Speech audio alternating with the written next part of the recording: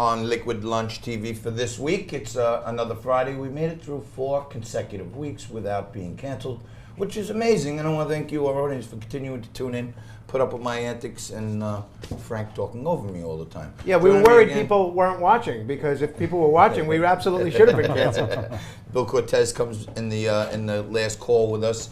It's closing time, but you know, Daniel Turner was talking about, and it's true, how Alexandria Ocasio-Cortez is kind of driving the bus on this whole Green New Deal. They're following her lead, right, Bill? How crazy is that? 100%. I mean, how many times can a House freshman drive these presidential candidates to sign on to something like this? I mean, it's amazing. Never seen anything like it. By the way, you can email me or you can go to Liquid Lunch and get one of our new shirts. We're starting a new drive to make AOC bartend again.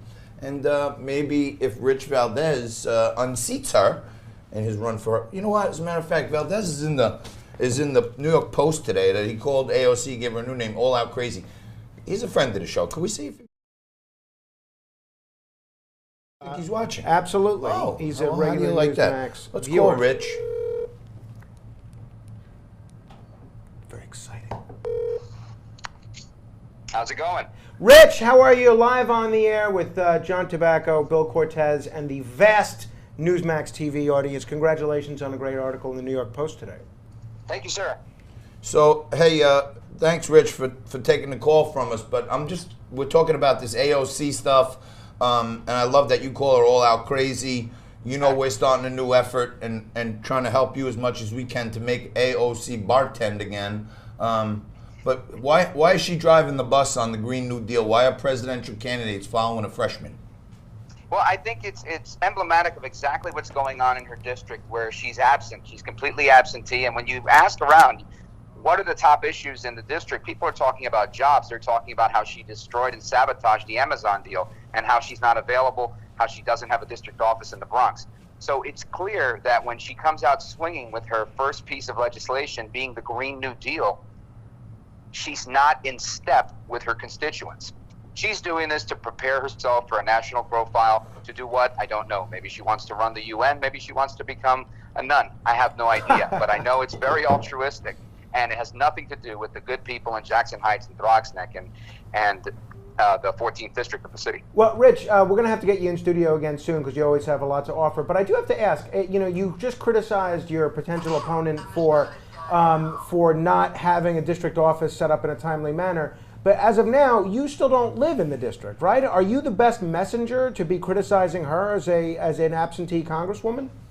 Sure, why not? I mean, I think she lived in Westchester and moved, maybe pseudo-moved. We don't even know if she actually ever lived in the district. She just ran the campaign out of that district. And Hillary Clinton set the precedent for this a couple of years back when she moved from Washington to Chappaqua just to run for the Senate. So I think, and if we can even take Joe Crowley, for example, who's been living in Virginia for the last decade plus years.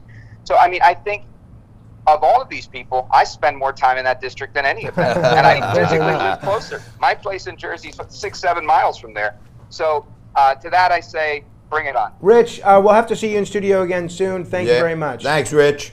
You got it, guys. Thanks for the call. You got it. No problem. And we should note that, at least when it comes to political expediency reasons, Mitt Romney calls all 50 states his home state. And if it comes time to actually running and winning an election, he's willing to say he's from any state. All right. And the 2-minute warning, we're going to...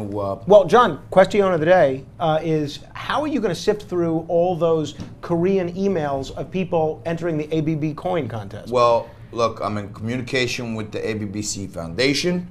The contest is going so good, we're overwhelmed. And a lot of people are saying, hey, I want to win that 25 grand, but I just heard about it yesterday. So to keep up with the overload, you got to go to our Facebook or Instagram and follow us, because we need to get our followers up. And when you do that, then you email in a picture of you watching this show on some device. Not a picture from another day. That day. Each day gets you one new entry. And I'm going to extend it for 1 week till next Friday to give a lot more people an opportunity. This is a benevolent dictatorship. So enter that context and you soon can have $25,000 worth of cryptocurrency. 3 quick corrections, John. Well, 3.5. One is retroactive to yesterday. You referred to the Hyde Amendment as the Hyde Act.